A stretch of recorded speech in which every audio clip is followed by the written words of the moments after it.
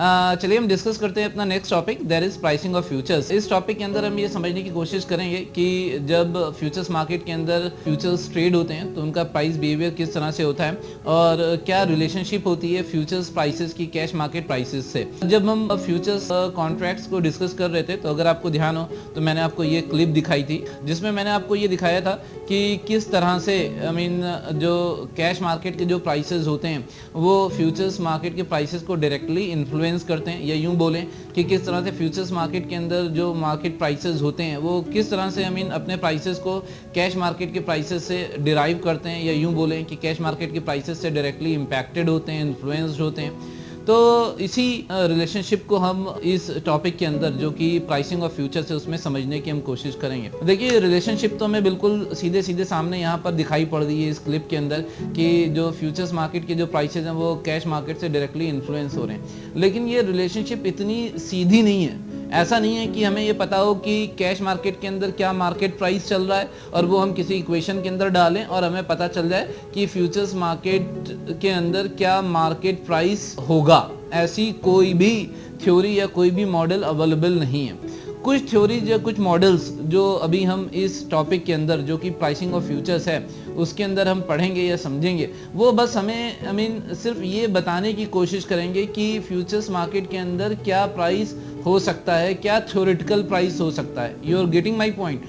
वो हमें बस फ्यूचर्स प्राइसेस को समझने का एक टूल प्रोवाइड करेंगे। वो हमें ये बिल्कुल भी नहीं बताएंगे कि एक्चुअली में मार्केट में जो फ्यूचर्स ट्रेड हो रहे हैं वो किन प्राइसेस पर ट्रेड होंगे। ऐसा कुछ भी, कोई भी थ्योरी, कोई भी मॉडल मौजूद नहीं है। कुछ थ्योरेटिकल मॉडल्स हैं, कुछ थ्योरीज मौजूद हैं जो हमें फ्यूचर्स प्राइसेस को समझने का एक टूल प्रोवाइड करती हैं, जिनकी मदद से हम ये देखने की कोशिश करते हैं कि अगर कैश मार्केट के अंदर कोई प्राइस प्रिवेल हो रहा है, यानी कि कोई प्राइस चल रहा है, तो फ्यूचर्स मार्केट के अंदर क्या प्राइस हो सकता है। कोई जरूरी नहीं है कि फ्यूचर्स मार्केट के अंदर जो प्राइस हो या जिस प्राइस पर ट्रेडिंग हो वो बिल्कुल एकदम उसी प्राइस के आसपास हो जो हमारा थ्योरेटिकल मॉडल हमें बताता है। मेरी बात समझ रहे हैं? तो मैं प्रोसीड करने से पहले आपको ये बिल्कुल क्लियर कर रहा हूँ कि अभी हम कुछ थ्योरीज, कुछ मॉडल्स पढ़ेंगे जो हमें फ्यूचर्स मार्केट के अंदर जो प्राइसेस होते हैं उसके बिहेवियर को समझने का एक टूल प्रोवाइड करेंगे। ठीक है जी। अब एक क्वेश्चन ये और उठता है या पॉइंट ये और रेज होता है कि ये टॉपिक आप लोगों के लिए ज़रूरी क्यों है। देखिए फ्यूचर्स मार्केट के अंदर जो एक प्रोफेशनल ट्रेडिंग का जो एक सिस्टम होता है वो हमेशा कैश मार्केट के साथ कॉम्बिनेशन बना करके होता है। ज़्यादातर जो प्रोफेशनल ट्रेडर्स होते हैं वो फ्यूचर्स मार्केट के अंदर वो नेकेड ट्रेडिंग नहीं करते हैं, वो वन साइडेड ट्रेडिंग नहीं करते हैं कि उन्हें लग रहा है मार्केट के अंदर तेज़ी लग रही है तो उन्हीं ने ठीक है सिर्फ मार्जिन जमा करके फ्यूचर्स मार्केट के अंदर कोई पोजीशन खड़ी कर ली, या उन्हें मार्केट डाउन लग रहा था तो उन्हीं ने सिर्फ एक इनिशियल मार्जिन दे करके फ्यूचर्स मार्केट के अंदर शॉर्ट पोजीशन क्रिएट कर दी। ज़्यादातर जो प्रोफेशनल ट्रेडर्स होते हैं वो कैश मार्केट और फ्यूचर्स मार्केट के अंदर कॉम्बिनेशन बना करके चलते हैं। ज़्यादातर उनकी जो स्ट्रेटजीज होती हैं उनका एक बहुत इंपॉर्टेंट एस्पेक्ट ये होता है कि कैश मार्केट और फ्यूचर्स मार्केट के अंदर जो प्राइसेस हैं उनके बीच में क्या डिफरेंस चल रहा है, क्या स्प्रेड चल रहा है। तो एज अ प्रोफेशनल ट्रेडर आप लोगों के लिए रेलिवेंट है और आप लोगों के लिए इम्पॉर्टेंट है कि आप लोगों को फ्यूचर्स मार्केट की जो प्राइसिंग है उसकी एक अंडरस्टैंडिंग हो, उसकी एक समझ हो। ठीक है जी। तो इसी इम्पोर्टेंस के चलते मैं टॉपिक जो कि है प्राइसिंग ऑफ फ्यूचर्स उसको मैं आप लोगों के साथ डिस्कस करने जा रहा हूँ। इस टॉपिक के अंदर कुछ मॉडल्स और कुछ थ्योरीज देखेंगे हम जो कि हमें फ्यूचर्स मार्केट के जो प्राइसेस हैं उनको समझने का एक मैकेनिज्म, एक टूल प्रोवाइड करेंगे। ठीक है जी। चलिए ठीक है जी। तो इस टॉपिक के अंदर भी मूव ऑन और हम देखते हैं कि प्राइसिंग ऑफ फ्यूचर्स के अंदर कौन कौन सी थ्योरेटिकल मॉडल्स हमारे पास अवेलेबल है। चलिए हमने आप लोगों को फ्यूचर्स प्राइसिंग को समझाने के लिए एक छोटी सी मोशन ग्राफिक्स की एक क्लिप रेडी करी है जिसको मैं यहाँ पर प्ले करने जा रहा हूँ। मैं चाहूँगा कि आप इसको देखिए, ऑब्जर्व करिए और पॉइंट को समझने की कोशिश करिए और मैं भी आप लोगों को साइड बाई साइड इसको एक्सप्लेन करने की कोशिश करूँगा। तो जैसे कि आप यहाँ पर देख सकते हैं कि किस तरह से जो कैश मार्केट की जो प्राइसेस हैं वो सीधे फ्यूचर्स मार्केट के प्राइसेस को डायरेक्टली इन्फ्लुएंस कर रहे हैं। और आपसे पूछा भी जा रहा है कि भाई ये जो दोनों मार्केट के बीच में जो प्राइसेस हैं उनमें प्राइस जो डिफरेंस दिखाई पड़ रहा है उसके रीजंस क्या हैं, और इन्हीं रीजंस को समझने के ऑब्जेक्टिव से हम यहाँ पर कुछ थ्योरीज, कुछ मॉडल्स को हम देखेंगे जो कि हमें ये एक डायरेक्शन प्रोवाइड करेंगे कि भाई कैश मार्केट और फ्यूचर्स मार्केट के अंदर जो प्राइसेस होते हैं उनके बीच में क्या रिलेशनशिप होती है। इससे पहले कि मैं उन थ्योरीज और उन मॉडल्स को मैं यहाँ पर समझूं, मैं आपको नेशनल स्टॉक एक्सचेंज की वेबसाइट के ऊपर ले करके जाऊंगा और मैं आपको दिखाऊंगा कि किस तरह से हमें कैश मार्केट और फ्यूचर्स मार्केट के बीच में एक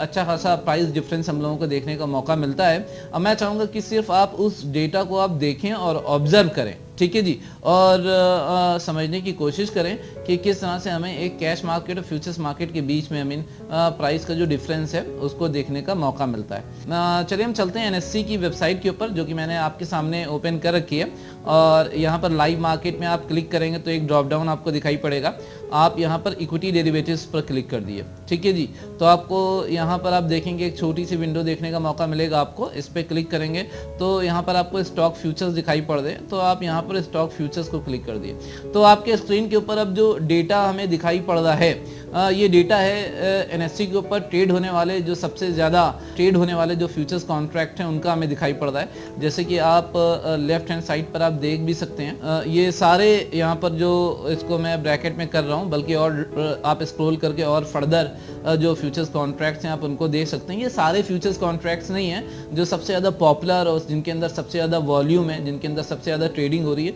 ये उन फ्यूचर्स कॉन्ट्रैक्ट्स को यहाँ पर वेबसाइट डिस्प्ले कर रही है। तो इंस्ट्रूमेंट टाइप किया है, यहाँ पर हम स्टॉक फ्यूचर्स का डेटा हम यहाँ पर देख रहे हैं, क्योंकि स्टॉक फ्यूचर्स हैं ये सर्टेनली फ्यूचर में किसी न किसी डेट के ऊपर सेटल होंगे। तो यहाँ पर सारा डेटा आपको जो दिखाई पड़ रहा है वो 30 जून 2016 का आपको दिखाई पड़ रहा है, ठीक है जी, क्योंकि ये फ्यूचर्स कॉन्ट्रैक्ट मार्केट के अंदर ट्रेड हो रहे हैं। तो यहाँ पर बहुत सारा इनका जो ट्रेडिंग प्राइसेस होते हैं उससे रिलेटेड डेटा अवेलेबल है कि प्रीवियस डे पे क्या क्लोजिंग हुई थी, आज फॉर एग्जांपल किस प्राइस के ऊपर ये ओपन हुए, कितना इन्हीं ने अपना हाई बनाया, कितना लो बनाया, और आज इनका जो लास्ट ट्रेडिंग प्राइस है वो क्या रहा, और वॉल्यूम्स क्या रहा, यानी कि कितने कॉन्ट्रैक्ट्स के अंदर ट्रेडिंग हुई। यहाँ पर नंबर ऑफ कॉन्ट्रैक्ट्स हैं, और फिर यहाँ पर राइट हैंड साइड पे आप देखेंगे कि वैल्यू इन लैक्स है। तो यहाँ पर ये कुछ डेटा जो है ये आपको देखने का मौका मिल रहा है, ठीक है जी। और उसके बाद मैं आप लोगों को कुछ और दिखाता हूँ। तो इस तरह से आपको ये जो डेटा देखने का मौका यहाँ पे मिल रहा है, आप उसको अच्छी तरह से आप ऑब्जर्व करिए। जैसे कि मैंने बताया था ये सारे अंडरलाइंग्स हैं, यानी कि एसबीआई के फ्यूचर्स ट्रेड हो रहे हैं, इसलिए एसबीआई क्या है अपने आप में, एसबीआई का शेयर अपने आप में अंडरलाइंग है। तो यहाँ पर मैंने प्राइसेस को एक्सप्लेन किया था। यहाँ पर आपको देखने का जो एक पॉइंट है वो है अंडरलाइंग की वैल्यू। अंडरलाइंग वैल्यू समझ पा रहे हैं ना ये बात क्या है, ये इस बात का क्या मतलब है अंडरलाइंग वैल्यू, यानी कि ये क्या है, ये market price of equity share of SBI in cash market, ठीक है जी। जैसे मैं आपको अभी डिस्प्ले में भी मैंने आपको दिखाया था, कि फिर से एक बार उसको दिखा देता हूं मैं, कि एक तरफ कैश मार्केट और एक तरफ क्या है फ्यूचर्स मार्केट है, ठीक है जी। एक तरफ यूनिलीवर के शेयर्स ट्रेड हो रहे हैं कैश मार्केट में, और दूसरी तरफ फ्यूचर्स मार्केट के अंदर यूनिलीवर के फ्यूचर्स ट्रेड हो रहे हैं, जो कि फ्यूचर में किसी पर्टिकुलर डेट के ऊपर क्या होंगे, सेटल होंगे। तो ऐसे ही कुछ डेटा यहाँ पर भी देखने का मौका मिल रहा है हमें। तो ये यहाँ पर क्या है, ये 206 रुपये 10 पैसे क्या है, ये कैश मार्केट में इक्विटी शेयर का प्राइस है। और यहाँ पर अगर आप इसको कंपेयर करिएगा तो ये 206 रुपये 70 पैसे क्या दिखाई दे रहा है आपको, 206.70 क्या दिखाई पड़ रहा है, ये 30 जून 2016 वाले फ्यूचर का प्राइस है। तो आपको प्राइस में डिफरेंस दिखाई पड़ रहा है, नहीं दिखाई पड़ रहा है, एक ही समय का प्राइस है ये, ठीक है जी, एक ही समय का प्राइस है। एक ही समय के ऊपर जो कैश मार्केट में एसबीआई का शेयर ट्रेड हो रहा है उसका जो प्राइस है वो 206.10 है, और जो फ्यूचर्स मार्केट के अंदर एसबीआई का जो 30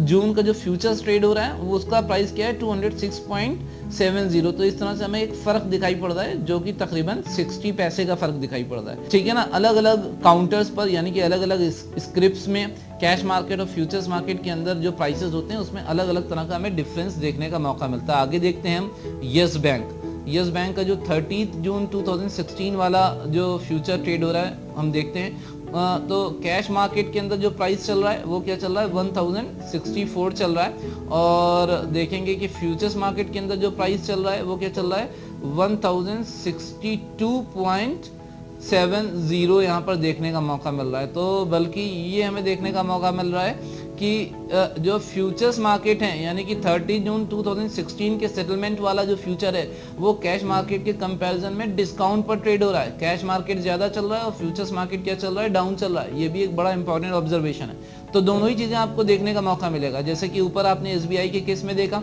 कि कैश मार्केट में जो प्राइस चल रहा था वो 206.10 था और फ्यूचर्स मार्केट के अंदर जो प्राइस चल रहा था वो 206.70 था, यानी कि फ्यूचर्स का प्राइस क्या था, ज्यादा था। आपको ऐसे ही ऑब्जर्वेशन ज्यादा देखने का मौका मिलेगा जहां पे फ्यूचर्स प्राइस जो होता है वो कैश मार्केट के कंपैरिजन में ज्यादा होता है। लेकिन आपको ऐसी सिचुएशंस भी देखने का मौका मिलेगी जो कि रेयर नहीं होती हैं, जहां पर जो फ्यूचर्स प्राइस होता है वो कम होता है और कैश मार्केट का प्राइस क्या होता है, जैसा कि हमने यहाँ पर देखा। तो जब आप प्राइस को ऑब्जर्व करेंगे और वहां पर प्राइस को आप डिफरेंस देखेंगे, तो जब आप ये समझ पाएंगे कि हाँ फ्यूचर्स के प्राइस और कैश मार्केट के प्राइसेस में क्या क्या क्या एक रिलेशनशिप होती है, तो आप बेहतर स्थिति में होंगे अपनी स्ट्रेटजीज को बनाने में एज ए प्रोफेशनल ट्रेडर।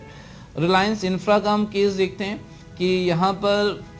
जो कैश मार्केट में प्राइस चल रहा था वो चल रहा था तकरीबन 548 रुपया, और अगर हम फ्यूचर्स मार्केट के अंदर देखेंगे तो 551 रुपए। तो यहाँ पर 3 रुपए का डिफरेंस देखने को मिल रहा है भाई, जो कि अपने आप में एक बहुत बड़ा डिफरेंस है। 3 रुपए का बदला यहाँ पर हमें देखने का मौका मिल रहा है। ठीक है जी, आगे देखते हैं हम टाटा स्टील में। टाटा स्टील में हम देख रहे हैं कि कैश मार्केट में 333 रुपए 70 पैसे का प्राइस चल रहा था और यहाँ पर फ्यूचर्स मार्केट के अंदर 335 रुपए 10 पैसे का प्राइस चल रहा था। ठीक है जी, और देखते हैं हम कि टाटा मोटर्स के अंदर जो फ्यूचर्स मार्केट के अंदर प्राइस चल रहा था वो चल रहा था 457.40 और फ्यूचर्स मार्केट के अंदर यानी कि 13 जून 2016 वाले फ्यूचर्स का प्राइस चल रहा था वो चला था 459.30। यहाँ पर भी हमें 2 रुपए का बदला देखने का मौका मिल रहा है, यानी कि 2 रुपए का हमें प्राइस का डिफरेंस दिखाई पड़ रहा है, जो कि अपने आप में एक बड़ा सिग्निफिकेंट प्राइस है। ठीक है जी, तो जब आप आर्बिट्राज करेंगे, जो कि अपने आप में एक कैश मार्केट और फ्यूचर्स मार्केट के बीच में कॉम्बिनेशन बना करके ट्रेडिंग करने की एक स्ट्रेटजी होती है, जिसको हम प्राइसिंग ऑफ फ्यूचर्स के बाद इस टॉपिक को हम समझेंगे। तो आपके लिए यहाँ पर ये जो प्राइस डिफरेंस है वो पूरा एक बेस होगा उस आर्बिट्राज ट्रेडिंग स्ट्रेटजी को बनाने के लिए। ठीक है ना, तो इसलिए मैं आपको चाह रहा था कि आप इस डेटा शीट को यहाँ पर आप देखें और ऑब्जर्व करें कि कैश मार्केट और फ्यूचर्स मार्केट के बीच में हमें प्राइसेस का डिफरेंस देखने का मौका मिलता है। कुछ स्क्रिप्ट्स में, कुछ शेयर्स में वो फर्क जो होता है कम होता है, कुछ में ज्यादा होता है, कुछ में फर्क पॉजिटिव होता है, यानी कि फ्यूचर्स मार्केट जो होते हैं कैश मार्केट के कंपैरिजन में ज्यादा लेवल के ऊपर ट्रेड करते हैं। कुछ आप देखेंगे ऐसे एग्जांपल्स जहां पे फ्यूचर्स की जो प्राइसेस होते हैं वो कैश मार्केट के कंपैरिजन में वो डिस्काउंट पर ट्रेड होते हैं, यानी कि कैश मार्केट के प्राइसेस से कम लेवल के ऊपर ट्रेड होते हैं। तो आपको ये ऑब्जर्वेशन जो है ये दिमाग में फिट रहना चाहिए कि जब आप एक प्रोफेशनल ट्रेडिंग स्ट्रेटजी बनाएं या आप उस लेवल के ऊपर पहुंचें जहां पर आप एज ए प्रोफेशनल ट्रेडर आप एडवांस स्ट्रेटजीज बना पाएं, जहां पर कैश मार्केट और फ्यूचर्स मार्केट का एक कॉम्बिनेशन बना करके आप ट्रेडिंग स्ट्रेटजी बना पाएं, तो वहां पर ये डिफरेंसेस जो होते हैं वो बहुत ज़्यादा इंपॉर्टेंट होते हैं और डिफरेंसेस ही आधार होते हैं, बेसिस होते हैं कि कोई कॉम्बिनेशन बनाने का कैश मार्केट और फ्यूचर्स मार्केट के बीच में। ठीक है जी, तो यहाँ पर कुछ भी आपको अलग जाकर के बताने का मकसद नहीं था। मैं चाह रहा था कि बस आप ऑब्जर्व करें और देखें कि कैश मार्केट और फ्यूचर्स मार्केट के बीच में क्या होता है, प्राइस डिफरेंसेस होते हैं और किस किस तरह के प्राइस डिफरेंसेस हो सकते हैं। तो ये जो कैश मार्केट के जो प्राइसेस हैं वो डेफिनेटली जो फ्यूचर्स मार्केट के जो प्राइसेस हैं इसको इन्फ्लुएंस कर रहे हैं। ठीक है ना, क्यों इन्फ्लुएंस कर रहे हैं, यानी कि आज हमें एसबीआई की कोई न्यूज़ आई, ठीक है जी, कि मार्केट में इंटरेस्ट रेट बढ़ गए या घट गए, आरबीआई की कोई पॉलिसी आई जिसके बेसिस के ऊपर कैश मार्केट में जो एसबीआई का जो शेयर प्राइस था वो क्या हुआ, वो वॉलेटाइल हुआ। तो ये वॉलेटिलिटी जो है ये इम्पैक्ट करेगी आगे जो एसबीआई के फ्यूचर्स जिनका सेटल होना है 30 जून को या जुलाई में किसी डेट में या अगस्त की किसी डेट में, तो उन सेटलमेंट डेट्स के लिए जो फ्यूचर्स प्राइसेस ट्रेड हो रहे हैं उन प्राइसेस को जो कैश मार्केट के प्राइसेस है वो डेफिनेटली क्या करेंगे, इन्फ्लुएंस करेंगे। इसीलिए फ्यूचर्स को हम क्या बोलते हैं, फ्यूचर्स को डेरिवेटिव्स बोलते हैं, क्योंकि ये जो प्राइसेस हैं यानी कि जो फ्यूचर्स मार्केट के जो प्राइसेस हैं वो डिराइव होते हैं। किससे डिराइव होते हैं? कैश मार्केट के प्राइसेस से डिराइव होते हैं। तो आप इसको ऑब्जर्व किया करिए और देखा करिए कि भाई कैश मार्केट और फ्यूचर्स मार्केट के बीच में कितना प्राइस डिफरेंस चल रहा है, तो उससे भी आपको क्या मिलता है, कि इंडिकेशन मिलता है। यानी कि कैश मार्केट के कंपैरिजन में जब फ्यूचर्स मार्केट ज्यादा डिफरेंस के साथ ट्रेड होते हैं तो इसका मतलब क्या होता है, ये ऑब्जर्वेशन निकल करके आता है कि भाई जो ट्रेडर्स हैं वो फ्यूचर्स के अंदर यानी कि गोइंग फॉरवर्ड वो उसके अंदर प्राइस राइज देख रहे हैं, तभी तो आज के कंपैरिजन में जो फ्यूचर्स का प्राइस है वो ज्यादा चल रहा है। ठीक है ना। अगर फ्यूचर्स प्राइसेस कैश मार्केट के कंपैरिजन में कम चल रहे हैं तो इसका मतलब ट्रेडर्स इस बात को ऑब्जर्व कर रहे हैं या ऐसा शो कर रहे हैं कि आगे चल करके जो प्राइसेस होंगे वो क्या होंगे, डाउन होंगे, तभी तो वो फ्यूचर्स जो ट्रेड कर रहे हैं वो कैश मार्केट के कंपैरिजन में कम प्राइसेस के ऊपर ट्रेड कर रहे हैं। तो ये जो ऑब्जर्वेशन होता है, ये ऑब्जर्वेशन बेसिकली आपकी नॉलेज को इनहेंस करता है। मेरा हमेशा ये मानना है कि जब आप स्टॉक मार्केट के अंदर ट्रेडिंग कर रहे हैं तो स्टॉक मार्केट के अंदर ट्रेडिंग करना जो है वो बिल्कुल ऐसा ही होता है जैसे अंधेरे में काम करना। तो आपको हर वो इंपॉर्टेंट पीस ऑफ इंफॉर्मेशन चाहिए जो आपको लाइट दे, जो आपको रोशनी दे, और आप अपनी ट्रेडिंग को ज्यादा एक्यूरेट और ज्यादा प्रिसाइज बना सकें। वो आपके लिए वो जो लाइट, वो जो प्रकाश, वो जो रोशनी आती है वो अलग अलग जगहों से निकल करके आती है। तो जब आप कैश मार्केट और फ्यूचर्स मार्केट के बीच में जो प्राइसेस को ऑब्जर्व करते हैं तो वो भी आपको एक पीस ऑफ इंफॉर्मेशन प्रोवाइड करता है जिससे आप मार्केट की जो अंडरस्टैंडिंग है आपको वो और ज्यादा अच्छी होती है, वो और ज्यादा प्रिसाइज होती है। तो आई होप कि मैं आपको जो टॉपिक है मेरा प्राइसिंग ऑफ फ्यूचर्स, उसकी जो ग्राउंड है वो बनाने में मैं कामयाब रहा हूँ और मैं आपको बता पाया हूँ कि जो कैश प्राइसेस हैं और जो फ्यूचर्स प्राइसेस हैं उनको समझना, उनके प्राइस डिफरेंस को देखना आपके लिए एज ए प्रोफेशनल ट्रेडर जो है वो ज़रूरी है। आगे उसका इम्प्लीकेशन देखेंगे हम जब हम आर्बिट्राज को समझें। अभी बस मैं आपको कुछ अब फर्दर कुछ थ्योरेटिकल मॉडल्स आपको बताने की कोशिश करूँगा जो कि हमें फ्यूचर्स प्राइसेस को समझने में क्या करते हैं, हेल्प करते हैं। जैसा कि मैं बता चुका हूं कि ऐसी कोई भी थ्योरी, ऐसा कोई भी इक्वेशन नहीं मौजूद है जिसमें हम बताएं कि आज कैश प्राइस ये ट्रेड हो रहा है तो बताओ फ्यूचर्स प्राइस किस पे ट्रेड होगा। एक्चुअल में फ्यूचर्स मार्केट में जो प्राइस चल रहा है उसको हम नहीं बता सकते हैं, बस हम एक अंदाजा लगाने की कोशिश कर सकते हैं कि अगर कैश मार्केट ये चल रहा है तो फ्यूचर्स का प्राइस क्या हो सकता है। कोई जरूरी नहीं है कि सेम प्राइस ही फ्यूचर्स मार्केट के अंदर ट्रेड हो। आई होप कि आप मेरी बात को समझ पा रहे हैं। चलिए जल्दी से हम उन थ्योरेटिकल मॉडल्स को यहाँ पर देखने और समझने की कोशिश करते हैं। हम वापस आ जाते हैं अपनी क्लिप के ऊपर। तो आपसे पूछा जा रहा है यहाँ पर कि रीजंस ऑफ प्राइस डिफरेंसेस क्या हैं, और उसके चलते बताया जा रहा है आपको कि भाई यहाँ पर दो थ्योरीज हमारे लिए अवेलेबल हैं जो कि हमें इस प्राइस डिफरेंस को एक्सप्लेन करती हैं। सबसे पहली थ्योरी जो आपको बताई जा रही है वो है कैश एंड कैरी मॉडल, जिसके अंदर आपको बताया जा रहा है कि जो फ्यूचर्स प्राइस है, जैसे कि यहाँ पर 871 है और यहाँ पर कैश मार्केट का प्राइस 840 है, तो इसमें कुछ इस तरह की रिलेशनशिप होती है। यानी कि एक मॉडल है कैश प्राइस और फ्यूचर्स प्राइस को की जो रिलेशनशिप है उसको समझने के लिए, वो पहला मॉडल है कैश एंड कैरी मॉडल, जिसमें हमें ये बताया जा रहा है कि भाई कुछ इस तरह की रिलेशनशिप हो सकती है। बार बार मैं इस तरह से इसको प्रेजेंट कर रहा हूं ताकि आप समझें कि कुछ भी सर्टेन नहीं है, कोई ज़रूरी नहीं कि वो एक्चुअल में वो रिलेशनशिप फिट बैठे या ना बैठे। ये बस एक टूल है समझने के लिए कि futures price is equal to cash price plus cost of carry, कि जो कैश मार्केट में जो प्राइस चल रहा होगा उसमें अगर हम कॉस्ट ऑफ कैरी जोड़ दें तो हमें क्या मिल जाएगा, फ्यूचर्स प्राइस मिल जाएगा। जहाँ कैश प्राइस तो आपको समझ में आ ही रहा है कि कैश प्राइस जो कैश मार्केट के अंदर प्रिवेलिंग प्राइस होगा वो कैश प्राइस होगा।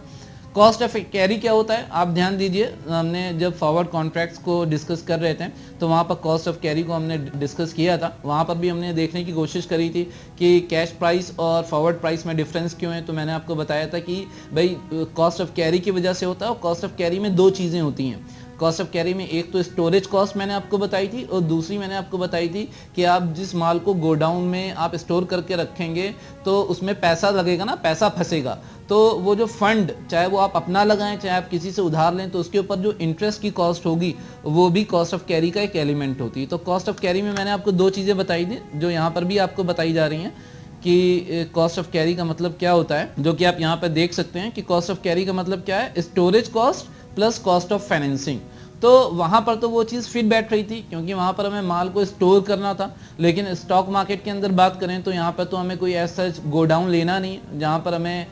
किसी माल को स्टोर करना हो। तो इस केस के अंदर जो कॉस्ट ऑफ कैरी होगी वहाँ पर स्टोरेज कॉस्ट जो होगी वो रेलिवेंट नहीं होगी। तो स्टॉक मार्केट के केस में जहाँ पर इक्विटी शेयर्स को ट्रेड कर रहे हैं या इलेक्ट्रॉनिकली हम किसी आइटम को ट्रेड कर रहे हैं जैसे कि करेंसी को ट्रेड कर रहे हैं, तो वहाँ पर कॉस्ट ऑफ कैरी जो होगी वहाँ पर स्टोरेज कॉस्ट हमारे लिए जो होगी वो इररेलेवेंट होगी। हमारे लिए सिर्फ जो इंटरेस्ट कॉस्ट होगी उस होल्डिंग पीरियड के लिए, यानी कि जो कि डिफरेंस है कैश मार्केट और फ्यूचर्स मार्केट के अंदर, क्योंकि कैश मार्केट तो सेटल आजकल 1 ही 2 दिन के अंदर हो जाना है, लेकिन फ्यूचर्स मार्केट क्या है वो 1 महीने बाद, 2 महीने बाद या 3 महीने बाद सेटल होना है। तो अगर जो बीच में जो एक टाइम ड्यूरेशन आ रही है तो उस टाइम ड्यूरेशन में इक्विटी शेयर्स को अगर हम होल्ड करेंगे बाई करके, तो जाहिर सी बात है उसके अंदर फाइनेंसिंग रिक्वायर्ड होगी और उसके ऊपर जो इंटरेस्ट कॉस्ट होगी वो हमारे लिए कॉस्ट ऑफ कैरी होगी। तो ये कुछ एक थ्योरेटिकल कॉन्सेप्ट लेकर के चलते हैं कि हम ये देखने की कोशिश करते हैं कि आज कैश मार्केट में कोई शेयर कितने का चल रहा है और उसको अगर हम बाई करके होल्ड करेंगे और फ्यूचर्स मार्केट के अंदर जो फ्यूचर कॉन्ट्रैक्ट ट्रेड हो रहा है उसकी जो सेटलमेंट डेट है तब तक अगर हम उसको होल्ड करके कैरी करेंगे, ठीक है जी, तो उसके बीच में जो फंड्स इन्वॉल्व होंगे उसकी इंटरेस्ट कॉस्ट क्या होगी। तो अगर हम उस इंटरेस्ट कॉस्ट को अगर हम कैश मार्केट के जो प्राइस चल रहा है उसमें जोड़ दें तो हमें जो प्राइस मिलेगा वो हमें एक थ्योरेटिकल फ्यूचर्स प्राइस मिलेगा, यानी कि उस प्राइस के आसपास ही जो मार्केट में फ्यूचर्स प्राइसेस चल रहे हैं वो उसके आसपास ही चलने चाहिए। तो ये मॉडल हमें ये बताने की कोशिश करता है जिसका मैं जिक्र कर रहा हूँ यहाँ पर, कैश एंड कैरी मॉडल। यहाँ पर नाम से ही जाहिर है, कैश यानी कि कैश मार्केट में आप बाई करिए, एंड कैरी मॉडल, और इसको कैरी करिए फ्यूचर्स मार्केट में जो फ्यूचर्स कॉन्ट्रैक्ट ट्रेड हो रहा है उसकी सेटलमेंट डेट तक, ठीक है जी। आगे मैं इसको फर्दर प्ले करता हूँ, आप देखिए।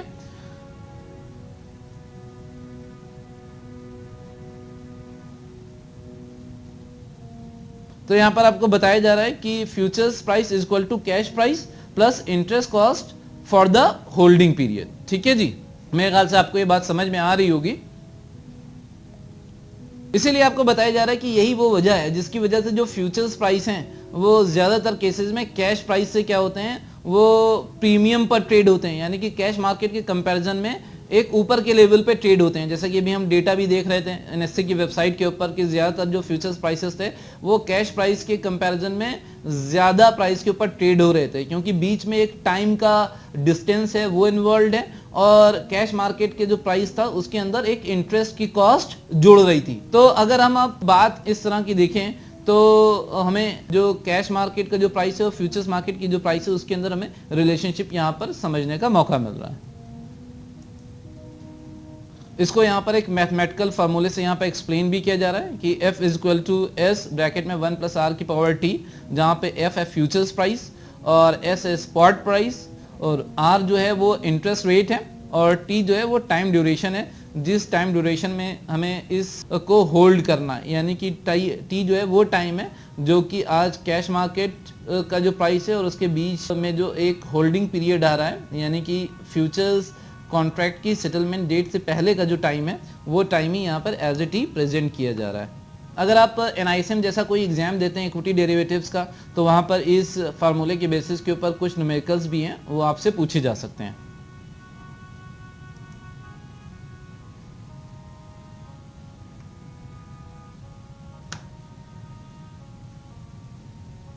अगेन एक बात यहाँ पर बोली जा रही है कि दो the theoretical futures price may be different from the actual futures price in the market. तो मैंने आपको क्या बताया था अभी पहले और इसी बात को यहाँ पर एक बार फिर रिपीट किया जा रहा है कि भाई ये जो अभी हमने F is equal to S bracket में 1 + R की पावर T की जो है हमने एक यहाँ पर मैथमेटिकल रिलेशनशिप देखी, ये थ्योरेटिकल रिलेशनशिप है और बहुत ही स्ट्रॉन्ग कॉन्सेप्ट भी है इसका, जो कि हमें फ्यूचर्स प्राइस को समझने का मौका देती है। लेकिन बताया जा रहा है कि इस तरह से जो हम थ्योरेटिकल फ्यूचर्स प्राइस निकालते हैं और जो एक्चुअल में जो फ्यूचर्स प्राइस मार्केट के अंदर प्रिवेल कर रहा है जिसके ऊपर फ्यूचर्स कॉन्ट्रैक्ट ट्रेड हो रहे हैं उसमें क्या हो सकता है, डिफरेंस हो सकता है। लेकिन अगेन ये जो एक कॉन्सेप्ट था ये हमें एक डायरेक्शन प्रोवाइड कर रहा है और एक हमें ग्राउंड प्रोवाइड कर रहा है जिसपे हम ये एक्सपेक्ट करने की कोशिश करते हैं कि मार्केट के अंदर फ्यूचर्स प्राइस क्या हो सकते हैं। चलिए आपके साथ इसी कॉन्सेप्ट के बेसिस के ऊपर एक बड़ी इंटरेस्टिंग ट्रेडिंग स्ट्रेटजी हम आपके साथ डिस्कस करते हैं, जिसको आगे जब हमने आर्बिट्राज को डिस्कस किया है तो वहां पर तो खैर बहुत ही डिटेल में डिस्कस किया गया, लेकिन यहाँ पर हम थोड़ा सा ब्रीफ में आपको बताते हैं कि किस तरह से ये जो कैश मार्केट और फ्यूचर्स मार्केट के अंदर जो प्राइस डिफरेंस है